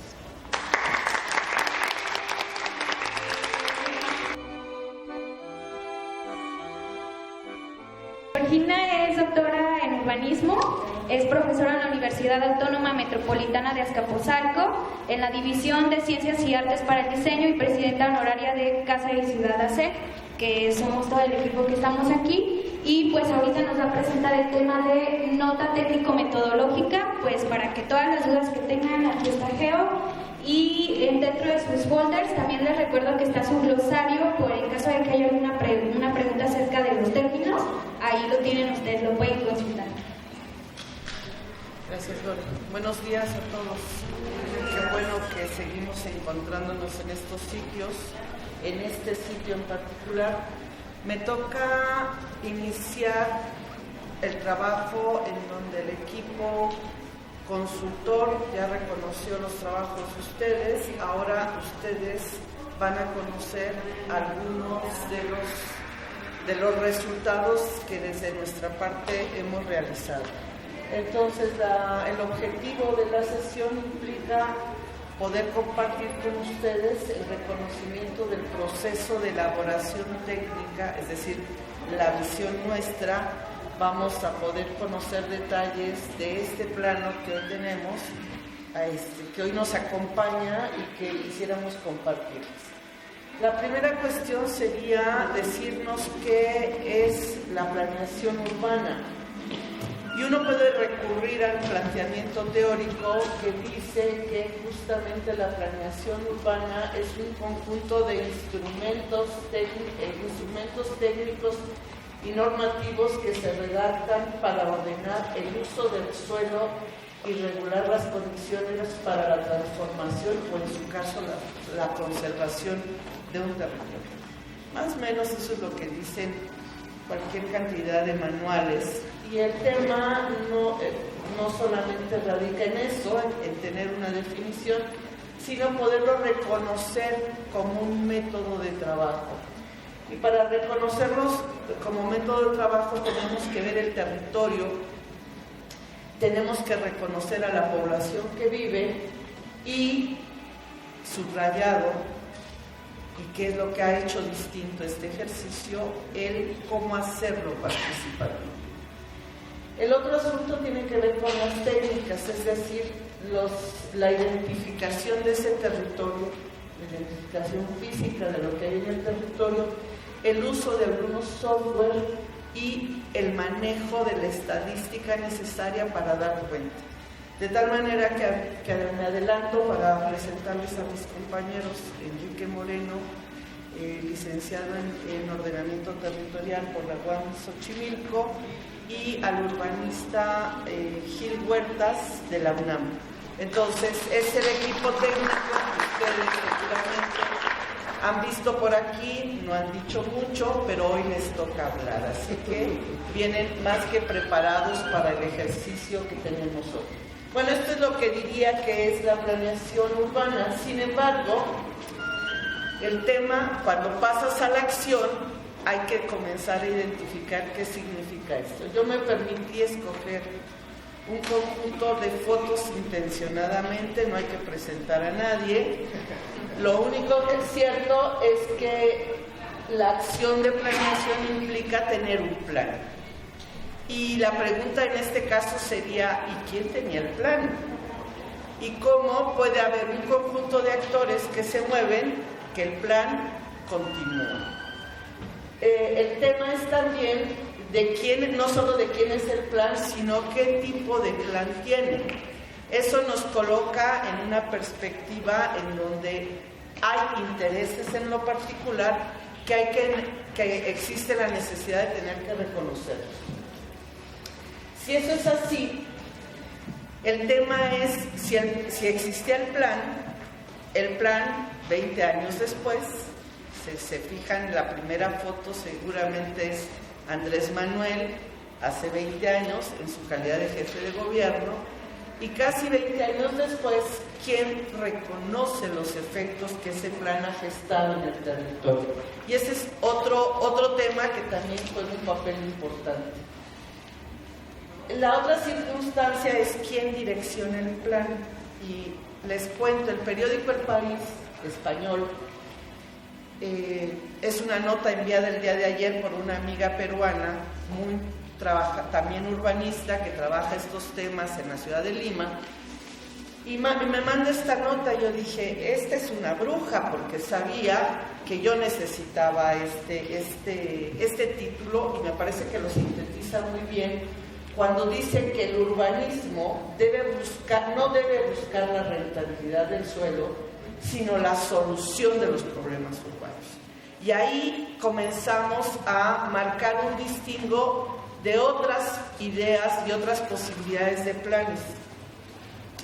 Si eso es así, entonces planear significa que tenemos un diagnóstico, como si estuviéramos enfermitos y vamos al doctor, y es la situación de hoy. Sin embargo, tener un plan implica soñar con que algo puede ser distinto en un determinado tiempo, pero también con un determinado objetivo muy preciso. Luego entonces, para lograr ese sueño, como cuando queremos comprarnos unos zapatos, necesitamos trabajar para que esto se pueda realizar, y es decir, decirnos cómo y con qué. Y eso tiene un plazo para poderlo realizar. Cuando hacemos planes hacemos más o menos eso. Aunque la cultura mexicana, y también hay que decirlo, es de cómo voy solucionando el día a día. Tengo, lo gasto, no tengo, no lo gasto. ¿Y qué vaya a pasar mañana? Pues quién sabe, pero hoy estoy haciendo tal. También es parte de nuestra cultura. Luego entonces, también hay que decir que existen distintos tipos de planeación. La lógica sería que además, como hay una planeación urbana, hay una planeación social y hay una planeación económica. Sin embargo, cuando lo vemos como operación, hay alguien responsable de operar, y regularmente es la estructura de gobierno. ¿Y qué es lo que hace la estructura de gobierno para poderlo operar? Lo separa. Por eso tiene una secretaría para una cosa, otra secretaría para otra, y los ciudadanos tenemos que andar viendo de un lado hacia otro. O sea que el asunto hipotético de que tendrían que coordinarse para hacer buenos planes se convierte desde este punto de vista en un maldito supuesto.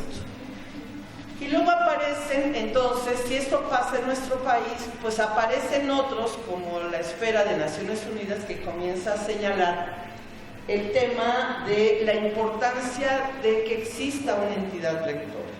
Particularmente le viene diciendo a las autoridades que si no toma decisiones en materia de desarrollo urbano, la oportunidad de crecer de forma sostenible se le puede ir de las manos. Y entonces nos vamos a enfrentar a otros escenarios todavía más complejos. Pero dice más, y yo les preguntaría, entonces, ¿el problema de las granadas es solo de las granadas? Y entonces, desde esta lógica que ya hemos venido estudiando, aparecen una serie de problemas, particularmente en nuestra ciudad, que uno no tiene más que darle seguimiento una semana, que es lo que hice, para todos los días ir juntando una notita sobre los problemas que acontecen en la ciudad. Si esto es así, entonces ya hay una serie, otra vez volvemos a Naciones Unidas, una serie de señalamientos que se hacen a todos los gobiernos de todas las ciudades de todos los países. ¿Por qué hay una llamada de atención? Porque a nivel internacional el 70% de la población ya vive en ciudades. Si eso es así, entonces Naciones Unidas, la Oficina de Hábitat, ya está alentando el tema de el aumento de la población va a seguir generando y haciendo más agudos una serie de problemas con dimensiones cada vez mayores. O sea, cada día, a pesar de que hemos dejado de tener hijos, las mujeres tardan más en tener hijos, ya no se tienen 6 hijos, 8 hijos, se tienen 1 o 2, de todas maneras no se deja de crecer como población.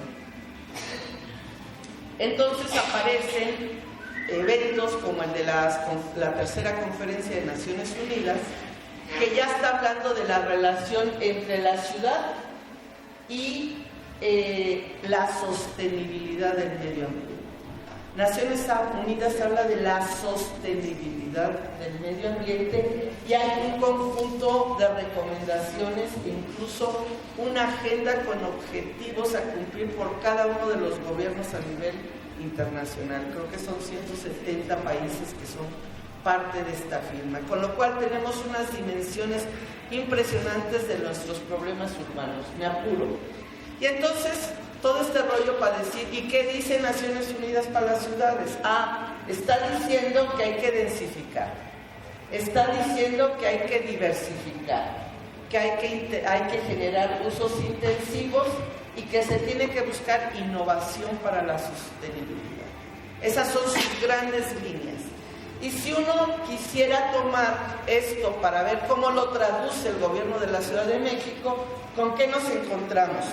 Nos encontramos con que el tema del PGDU y la propia CEDUBI ya nos vienen hablando desde hace tiempo de una serie de frases domingueras que no terminan nunca de terminar de definirlos. La ciudad compacta, la ciudad policéntrica, la ciudad densificada, la ciudad resiliente, la ciudad sustentable. Cambia el adjetivo, no dicen la ciudad sostenible, hablan de la ciudad sustentable.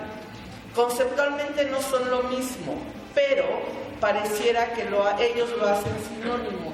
Y uno se pregunta, oye, ¿y esto que me están diciendo qué quiere decir? Buscas en el PGDU cómo lo están resolviendo y qué creen, el Programa General de Desarrollo Urbano, y qué creen. Tampoco me dice qué es. Entonces, pues, ¿con quién estamos hablando? ¿Cómo hacemos para entenderlos? Al margen de esto, y con este tema, ¿qué fue lo que nos permitimos hacer? Si estos son los criterios de Naciones Unidas que ya les comentaba, ¿cuáles son los resultados que por la vía de los hechos están aconteciendo? La densidad es una solución en torre, la diversidad es incorporar la actividad comercial, la intensidad es que no hay espacio, el espacio público que no es público, la innovación es lo que puedes comprar en el mercado y la sostenibilidad es confórmate con un pequeño espacio verde aunque sea en la azotea, ¿no? Esa es una traducción dominguera, ¿no? El tema, me parece que las ciudades en el siglo XXI tienen una serie de complejidades que tenemos que atender. Me apuro para que mi compañera Lorena no comience a picar. La cuestión es preguntarle a nuestros compañeros de la CEDUBI que en negro están los temas Hábitat 3 y en azul un conjunto de preguntas que deberían de estarnos contestando para orientar un proyecto como este o el que sea. El tema es si efectivamente estamos en condiciones de que la CEDUBI nos pueda contestar. Me apuro porque Lorena ya no está. Bueno, que entonces, si ellos no nos contestan, ¿por qué no nos contestamos nosotros? Diría yo, les pregunto a ustedes. Y entonces, la cuestión es que un trabajo como este implica reconocer el territorio a partir de su identificación, del uso de cartografía como esta. Ustedes ya estuvieron trabajando sin que los hubiéramos asustado, sacamos colorcitos y papel y estuvimos jugando, ¿cierto? Ya no le tenemos miedo a que nos digan, es que la cartografía... a mí no me cuente, ya es algo que lo tenemos más que superado, ya nos dimos cuenta que lo podemos leer, ya nos dimos cuenta para qué sirve, y entonces después de esto implica clasificarlo y poder analizar. Después, el otro dato, que mucho de lo que nos dijimos, ahorita nos lo acaba de comentar Ruth, de mucho de lo que nos planteamos como plano de propuestas, ¿qué creen? En el listado de propuestas se nos olvidó incluir la población. No pensamos quiénes eran esos habitantes, qué características tienen y lo mejor, cuántos vamos a hacer de aquí al 2030, ¿no? Porque el asunto se puede seguir complicando. El otro dato que sí hemos hecho, y yo diría excelentemente bien todos nosotros, es cuando hablamos de la participación de la población. Nos hemos informado, nos hemos formado y nos hemos comunicado. Y esto, si quieren que les diga, no aparece en los términos de referencia de un proyecto contratado por la CEDUB y la delegación, no aparece como un asunto relevante. Es decir, es un aporte de todos nosotros a este tipo de procesos. Y lo otro es que ya aquí estoy hablando de una llamada a una mirada A, una mirada B y una mirada C, que, perdón Armando, el tema es, si miramos el territorio, ustedes nos hablaron de temas, pero ¿qué pasa si sumamos un tema más un tema? Nos va a dar un conjunto. Y ese conjunto, como pudiera ser podríamos irlo reconociendo con otra denominación y con una mirada de largo plazo.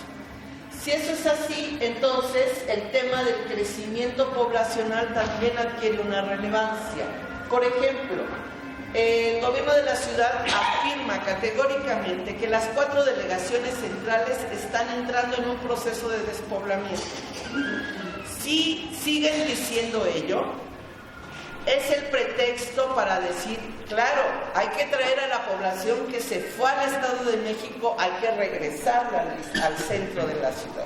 Pero cuando nosotros comenzamos, creo que no se ve nada, ¿verdad?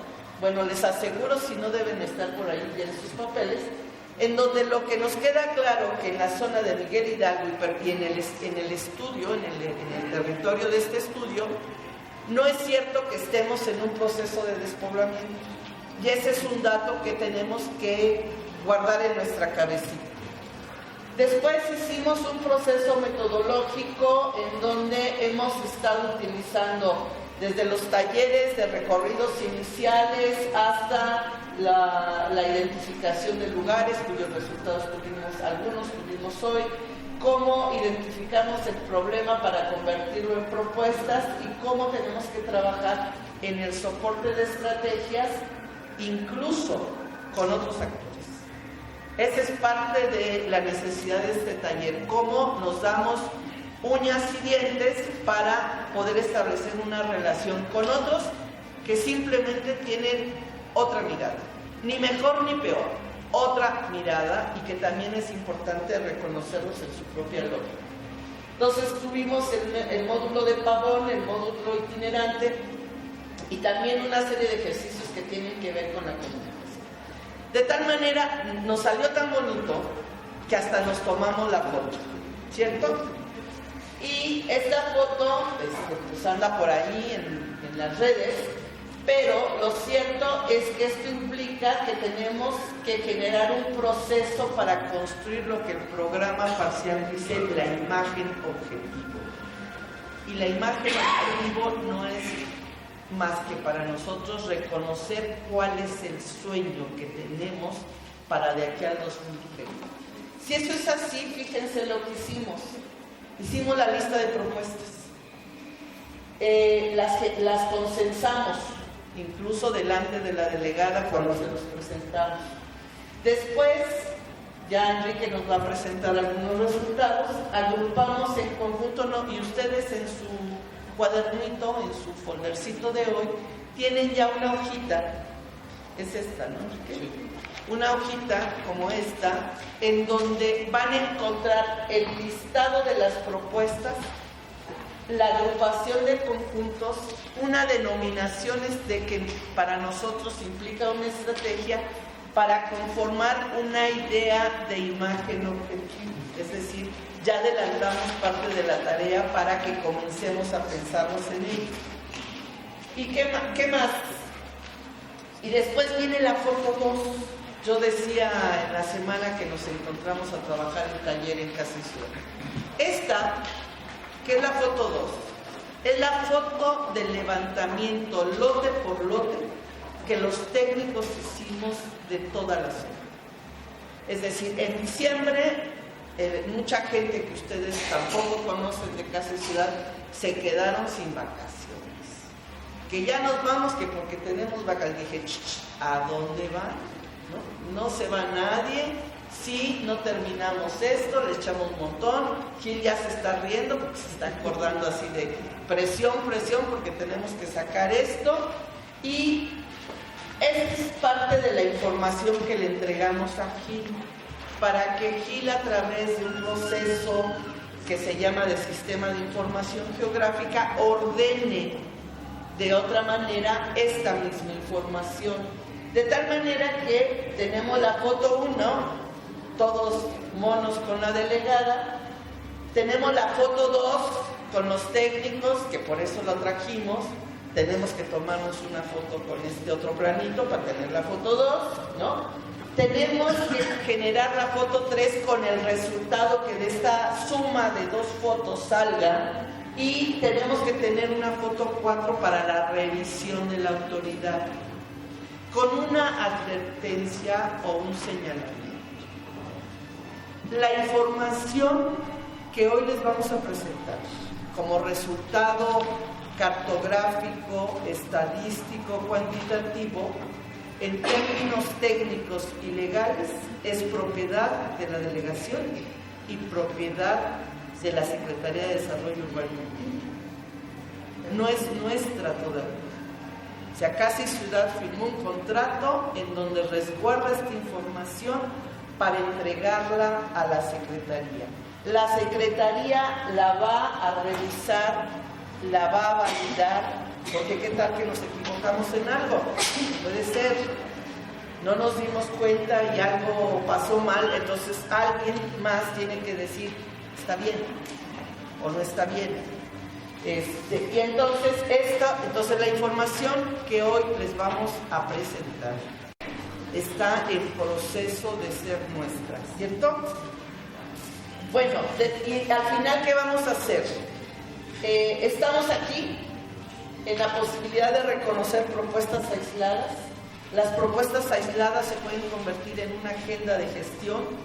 Después tenemos una serie de identificaciones que puede ser parte de nuestra estrategia que se va, de nuestras propuestas que se va sumando y se va convirtiendo en una estrategia general.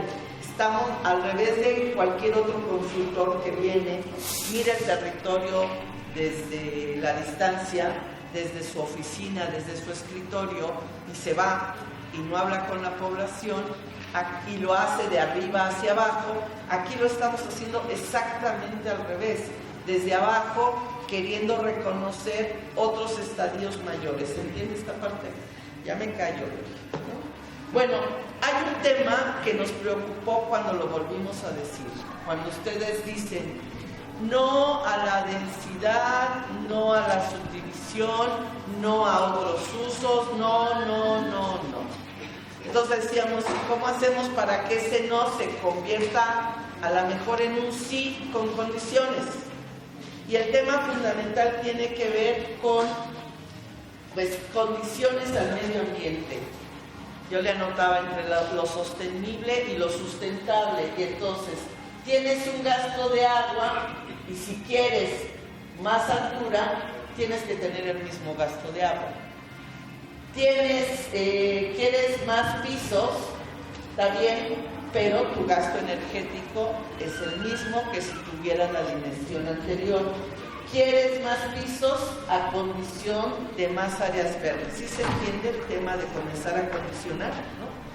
Bueno, esa es una sugerencia de parte nuestra, ¿no? Y la otra, ¿qué es lo que tenemos que llegar a hacer? Podemos reconocernos como proyectos. El SAC es un proyecto que en el propio diagnóstico nos emocionamos tanto que se nos olvidó el SAC. Y hay que colocarlo en la mesa, porque es una cosa que está ahí, que está operando, que no sabemos cómo opera, pero sí vemos lo que está operando.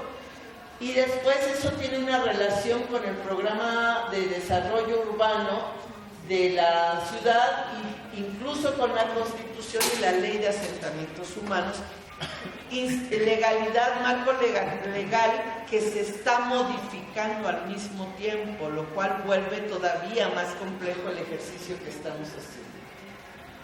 Entonces, porque el trabajo que estamos haciendo tiene de referencia a la Ley de Desarrollo Urbano del 2010 y tampoco en los términos de referencia nos habla de que este pueda ser un proyecto con perspectiva de derechos humanos y sin embargo ya venimos hablando de esa posibilidad. Bueno, ¿qué más? Entonces, la pregunta para todos nosotros es, ¿y un programa parcial de desarrollo urbano nos va a solucionar todos nuestros problemas?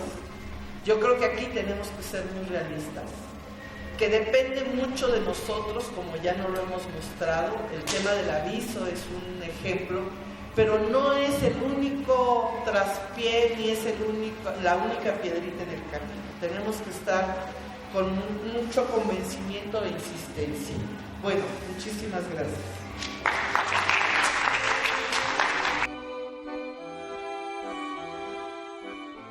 Vamos a presentar a nuestro compañero, es el licenciado Enrique Moreno. Él nos va a presentar precisamente el tema de la opinión técnica a propuestas ciudadanas, que es lo que ya han estado trabajando durante todo este proceso ustedes.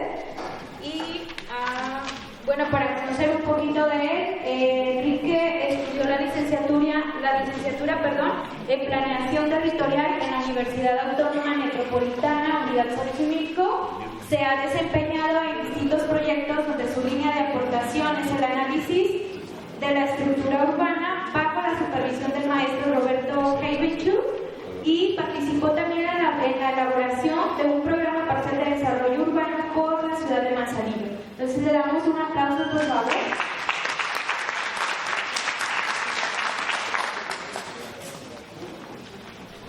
Hola, buenos días. Bueno, la opinión técnica que ya se habló un poco de esta construcción en cuanto a las normas metodológicas que nos dio la doctora Cristina. Y bueno, vamos a ver este tema, a ver, en este caso estamos viendo lo que es un tema del programa parcial de Granada. En este sentido, las propuestas que se agruparon tienen que ver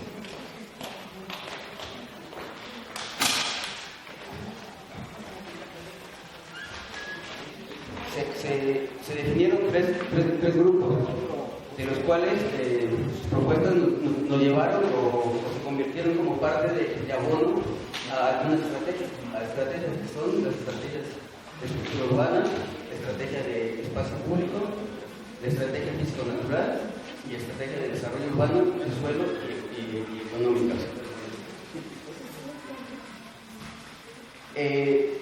Como estos son los tres grandes grupos que tienen injerencia en el proyecto, vemos aquí que estas propuestas, como ya lo mencioné, primero se conjuntaron, se vieron o se dirigieron a una idea que nos podría abonar a alguna estrategia, que son las que ya les mencioné aquí, estrategias de espacio público, estructura físico-natural y de desarrollo urbano.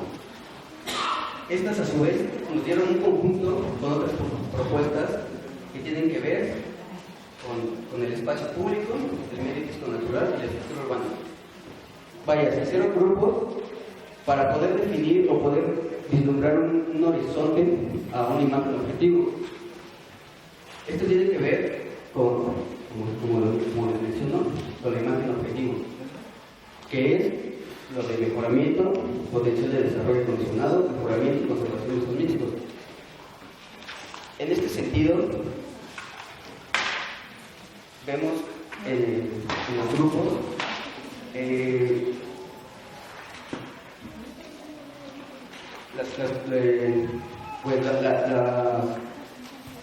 bueno, si me van siguiendo, hay tres grupos en cuanto a que hacen, las que se conjuntan. Estas propuestas se relacionaron, se entrelazaron con la cuestión de los abonos a alguna idea. Entonces se formaron tres grandes grupos que tienen que ver con el espacio público, el medio físico natural y la estructura urbana, para llevarnos a una situación más objetivo. Con respecto a esto, pues hay que mencionar que, o como ya se mencionó hace un momento, la cuestión de la no cuestión de predios, la cuestión de no polígonos de actuación, el no incremento de densidad de vivienda, pues están incluidas dentro de este tema que tiene que ver con el proyecto como tal. ¿Por qué? Porque se ha hablado ya de que hay normas, hay leyes, y todas estas de alguna forma están normadas y están reglamentadas para poder actuar dentro del territorio. Entonces, aquí lo que nosotros o lo que vemos es que puede aplicarse o vislumbrar hacia una imagen objetivo que tenga que ver con el potencial de desarrollo condicionado, porque no podemos prohibir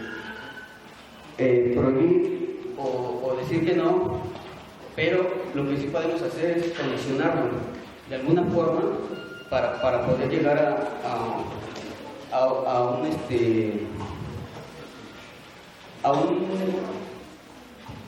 una buena sintonía, ¿no? Entonces, en este sentido, a lo que nos referimos con la cuestión de condicionado sería verlo desde un punto del medio físico natural, que sería la sustentabilidad de lo que ya se habló, es decir, pues hay normas, hay reglas, hay leyes, pero condicionarlo a una cuestión, como ya se mencionó,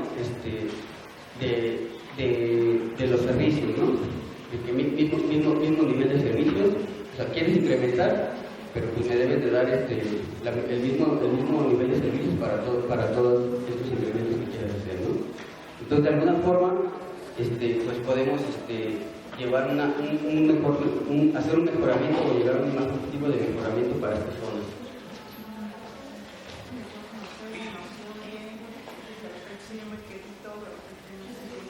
Ok, ahí, bueno, ¿sí? Muy bien. Bueno, esto es lo que tiene que ver con respecto a las cuestiones del tema del proyecto, ¿no? Que están dentro de la estructura del proyecto del programa parcial. Bien, también se habló ya de algunas ausencias que se tienen en cuanto a la estructura del proyecto. Esto tiene que ver con la cuestión de una estrategia demográfica, de una estrategia de vivienda, de una estructura urbana y de vivienda económicas y de movilidad. Bueno, estas tres ausencias fueron identificadas de acuerdo a decir, bueno, estas ausencias que tenemos como estrategias demográficas, es decir, quieren crecimiento poblacional, que haya un arraigo o que haya un decremento. Para esto, pues, por eso decimos que tiene que haber un conjunto con la cuestión de la vivienda, la economía y la movilidad. Estas grandes ausencias pues, nos llevan a decir o tratar de convertirlas en parte de la imagen objetivo. Bueno, tienen que estar dentro de la estructura del proyecto como tal. Bien. ¿Qué son proyectos, acciones en el territorio del proyecto del programa parcial? Aquí lo que decimos es que en este tema o en este punto, que son acciones que pueden abonar al proyecto del programa parcial. ¿De qué forma? Con las estrategias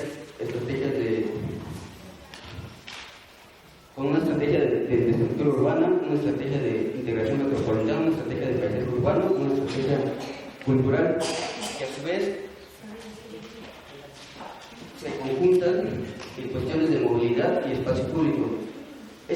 Todas estas proyectos o acciones se identifican en una agenda a priorizar, que como les menciono no tiene una consideración dentro de la estructura de este programa, pero se analizaron y se identificaron en esta situación para poder llegar a priorizar una agenda.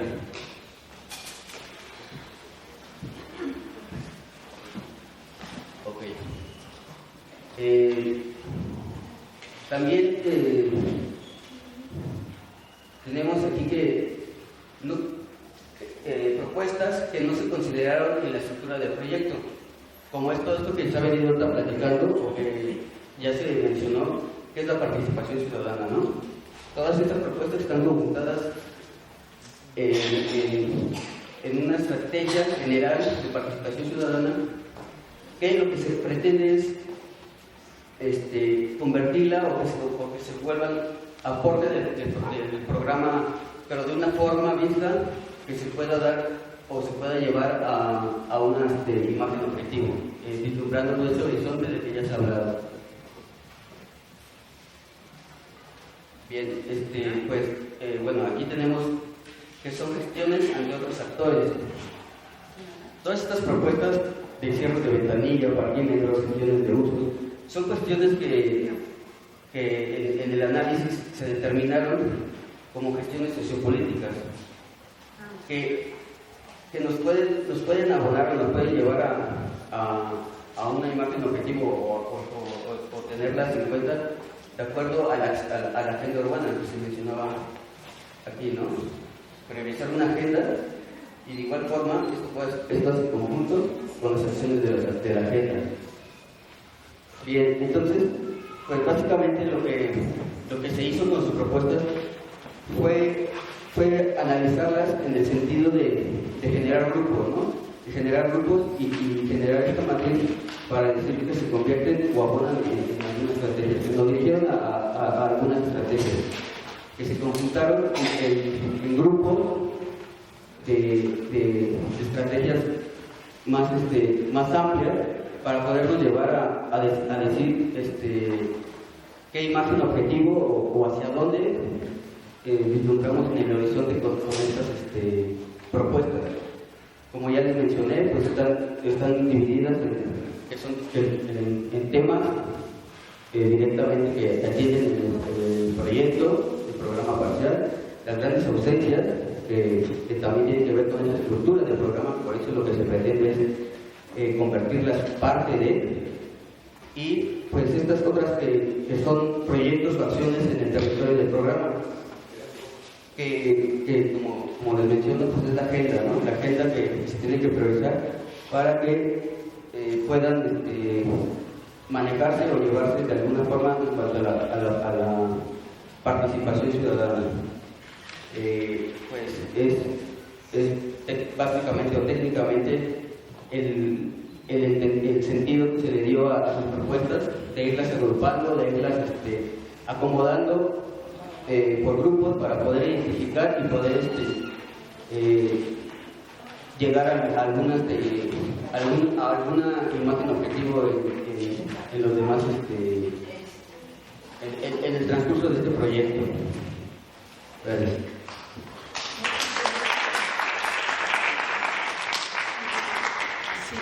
Si me permiten dos palabritas, si tomamos la tabla que tienen ya en sus manos y nos seguimos desde la siguiente lógica, hay un bloque A, o sea, en la segunda columna son las propuestas que ustedes nos hicieron.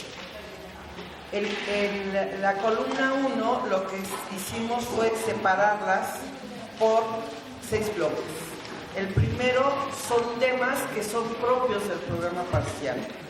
El segundo son ausencias que nosotros identificamos, pero que ustedes no consideraron.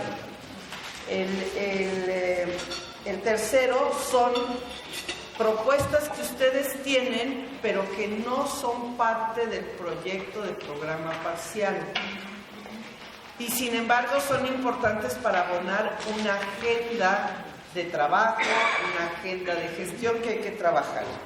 Y después sigue algunos elementos que técnicamente no son parte del programa parcial, que adquieren otra dimensión, como puede ser lo político, y que forman parte, que no son parte de la estructura del programa parcial, y luego abonamos una idea de qué son otros elementos que son parte de la gestión. Estoy siendo repetitiva, pero es para que ustedes lean el cuadro. Y después cada una de estas propuestas adquiere una denominación en la tercera columna como bloque que llamamos ya estrategias. Y cómo esta estrategia se convierte, más bien cómo estas ideas se convierten en estrategias que nos van acercando a ese sueño que llamamos imagen objetiva. ¿Sí? Entonces vamos a tener tiempo de ir y venir sobre las propuestas que ustedes han venido gestando y que adquiere otra dimensión.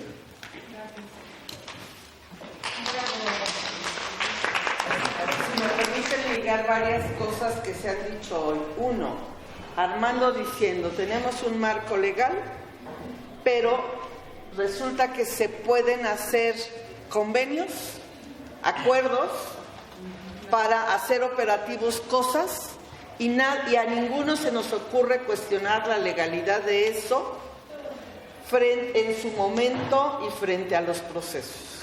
¿Qué es el SAC? No está contenido en la Ley de Desarrollo Urbano.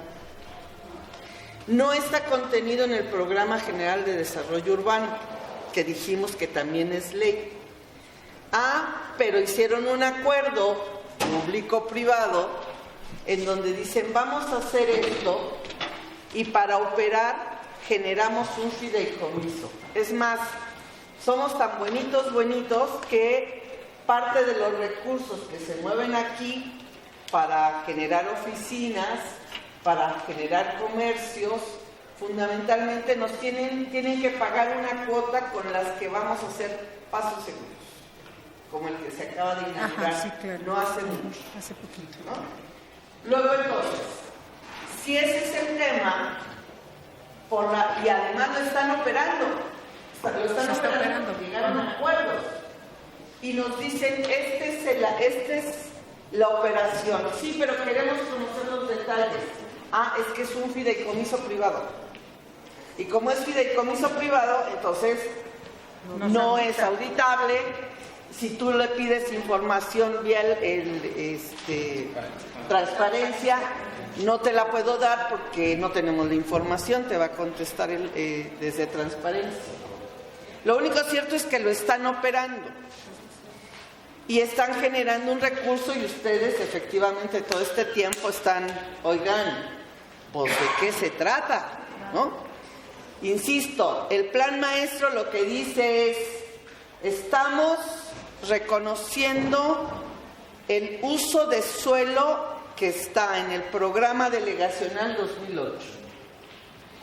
Cierto, pero operan otros mecanismos para hacer transferencia de potencialidad. Por ejemplo, generar polígonos, por ejemplo, o una serie de mecanismos para no dar áreas en donación. Entonces, todos, y además lo hacen conforme a una normativa que existe. ¿Qué es en realidad lo que pasa?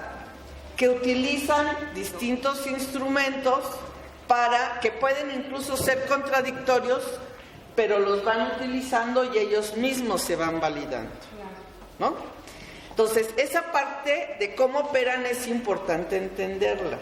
Porque aunque nosotros tengamos un programa parcial maravilloso, ¿no? O sea, también es cierto que en otras circunstancias pueden seguir operando una serie de elementos que son validados por la normativa. Por eso, decía Armando, tendríamos que estar cuestionando el papel de la autoridad, que no lo hacemos.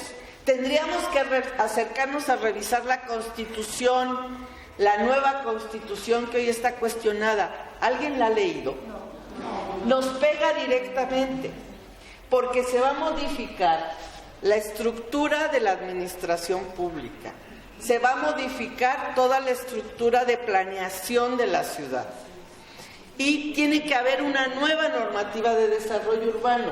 Por eso estamos con todas las aguas que se mueven. Entonces, estamos en un contexto complicado. Ahora, ¿de qué nos sirve en términos prácticos? Y Enrique lo marcaba como una ausencia. En toda esta revisión que hicimos, y en su programita, en su tablita lo van a ver, a nadie se nos ocurrió decir, ¿y el SAC? O sea, el SAC pasó así como de noche. Entonces, cuando hacíamos la tabla decíamos, ¿y el SAC? ¿Dónde quedó el SAC? En realidad, ¿qué es lo que no conocemos? Efectivamente, el plan maestro, y dice la delegada Xóchitl Gálvez, el programa parcial tiene que quedar arriba del SAC. Entonces, en las láminas que presenta Gil, aparece como referido de cosas que tiene que ver con lo que se llama el potencial de desarrollo, porque ya están. Y otras que a lo mejor lo que estamos cuidando y lo que estamos haciendo es evitando los impactos negativos sobre sus extremos, sobre el sur, esa irrigación, y sobre el norte. Eso es lo que estamos queriendo, encontrar el equilibrio entre unas y otras. ¿Sí? Pero sí, tuvimos acceso a...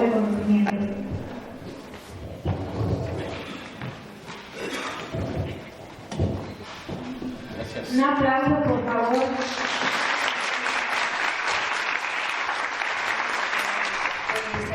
Muchas gracias por todo lo que nos ha compartido en cuanto a enseñanza, y estamos agradecidos por eso. Ojalá ahí nos siga acompañando. Bueno, si me invitan, está bien. Gracias.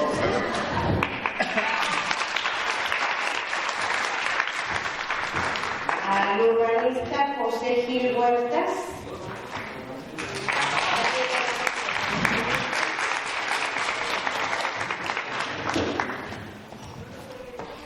Y también estamos agradecidos por sus enseñanzas. Al licenciado Enrique Moreno.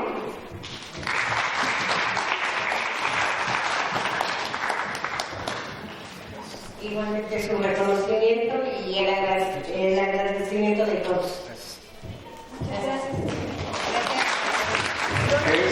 Básicamente es el asunto de ustedes, ¿cómo considerarían que el gobierno aceptara que una propuesta de él, del gobierno, no se lleve adelante con el 4% de la representación social en el territorio? ¿Cómo lo analizarían? ¿Cómo? ¿Otra vez? Que parece raro, ¿no? Y ustedes como vecinos aceptarían la legitimidad del 4% de una propuesta gubernamental. Es muy débil también, ¿no? O sea, uno dice, ¿cómo es que la van a meter si es apenas algunos la validaron? Bueno, es el caso del corredor Chapultepec. ¿Sí? Se cayó con el 4% de participación. Entonces, los que somos mal pensados, como la mayoría de nosotros, dijimos que es real que el gobierno haya aceptado que con 4% de la participación vecinal se haya caído el proyecto Chapultepec, ¿no? El corredor Chapultepec. Entonces, si ustedes analizaran tantito la forma en que se distribuyó el porcentaje de participación, estuvo básicamente concentrado en la Roma, ¿no? Sí. Menos en la Condesa y, por supuesto, mucho menos en toda la delegación. ¿Y por qué el gobierno aceptó no ejecutar el corredor Chapultepec? Esa es la pregunta.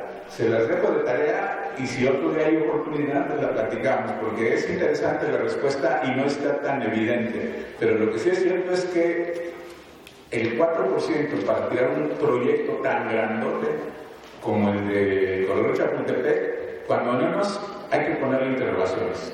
Muchas gracias. Hasta luego.